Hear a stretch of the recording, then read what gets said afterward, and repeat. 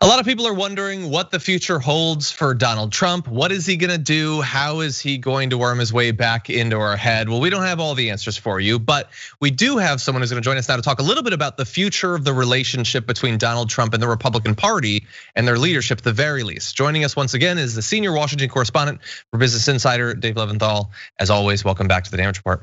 Hey, thanks for having me, John. Glad to have you here. So the Republican Party has been, from at least an outsider's point of view, unfailingly loyal to Donald Trump, up to and including most of the members being okay with his attempt to overthrow the election. So I have to imagine that the relationship is strong, right? I mean, after all they've given to him for years now. It's strong to the point of Donald Trump wanting it to be strong. It's possible, John, that there could be a schism here, a divorce. And here's one big reason why. Donald Trump may get sick of the Republican Party. He may want to leave. He may want to form his own party, and reporting has it that he potentially is entertaining that idea. Now, whether it happens, whether that's ever going to become a reality in a month or a year, or be it when it is, we don't know at this point. Donald Trump may not know at this point. But the fact of the matter is that Donald Trump, he came in and he took over the Republican Party.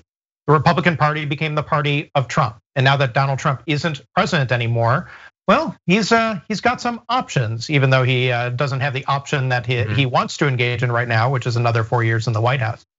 Exactly. So you've had some great reporting in the recent past, including with Tom LoBianco, who's also been on the program, about some of what we know about what's going on with the RNC and Donald Trump over the future of certain assets like voter data files and things like that. Why is that so important for the future of this relationship? Well, let's just say for the sake of argument, John, that there is a divorce between Donald Trump and the Republican Party. There is so much at stake here. We talk about divorces and it's like, who's gonna get the house and who's gonna get the car and the kids? Well, with Donald Trump and the Republican Party, it's who's gonna get the massive, crazy amount of data on all the millions, tens of millions of supporters and backers and donors to Donald Trump and the Republican Party. This has been a shared asset. There is, we know, a contractual agreement between the two. That is not a matter of public record, at least at this point. But what we know and what we reported is that this is just an incredibly valuable asset. And Donald Trump has, kind of the upper hand here in the sense that this was his presidential campaign. And if he is able to take that information, use that information, even rent or sell that information, it's a huge commodity. It's very valuable. And Donald Trump not only will be able to breathe incredible amounts of life into whatever that next act is for him, but also too, he can just make a heck of a lot of money off of it as well. Okay, so I was a little bit confused because it seemed like in terms of having access to the data, it seems like it'd be in the best interest of both parties to continue to have it. But you're implying that he might in the future either sell it or loan it out like to future campaigns, possibly people running for Senate or for the House, that sort of thing? Well, let's just look at Mitt Romney back in 2012, just as a quick example. He ran for president, he lost. And then he had all this information on all these supporters. He spent years renting that information out to data brokers, to Newsmax, to all these different places that were really interested in marketing or getting access to that information so they could resell it to another third party. I mean, this is valuable information. So buyer beware, or at least supporter beware. When you give your information to a political party, it's not just going to the campaign that you're supporting, okay? It might be going any of a dozen and one different places, including people who have a profit motivation as opposed to just a political motivation. One consideration here, but it's a important one for Donald Trump and of course, any political entity that's out there trying to do politics. And so you've implied that that is a valuable thing for the future of him to potentially make money off of. Why is it so valuable? Why is it so prized, these data files of voter information?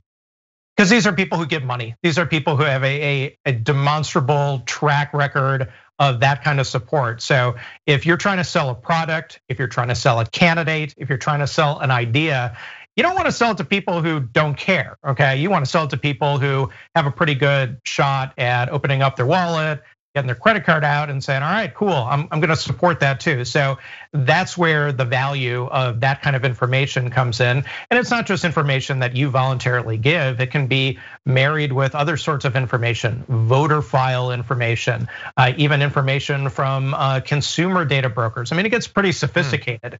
And it's been many, many years in the making to get to this point where effectively political parties, political candidates, Donald Trump, they have dossiers on their supporters in a way, in a very real way.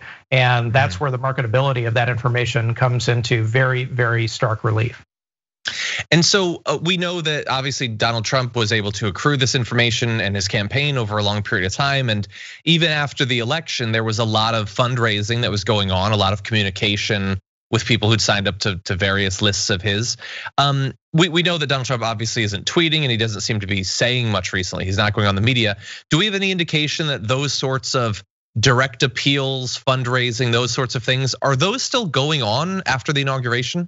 So expect that they're going to come back. Now, Donald Trump is definitely gone into dormant mode here, okay? At least as it appears to the public eye. But there have been, John, several things that we've identified that have been happening over even just the past several days. Donald Trump, for example, has opened a post-presidency office, which he is staffed with staffers. And that is going to be a vehicle for him to be Donald Trump in his post-presidency era. He also has a political action committee. It's called Save America that he started up in November and can raise thousands of dollars from individuals and people and act very much like a campaign after the campaign, if you will. He also still has his presidential campaign, which is open and active. He could use it if he decides to run for re-election. So that's something else that he's got going on too. And then, as we mentioned before, the specter of Donald Trump breaking off and starting his own political party, that remains. And also too, what Donald Trump might do on the media end. There's been talk for months now about Donald Trump potentially starting his own TV network, his own media company. Why not? I mean, Donald Trump is part and parcel, media is part and parcel of Donald Trump. So, it's an option that he definitely has at his offing as well. Yeah, a lot of interesting possibilities. There's, political implications to that office that he set up, let alone starting his own party. He could, as you point out, raise quite a bit of money.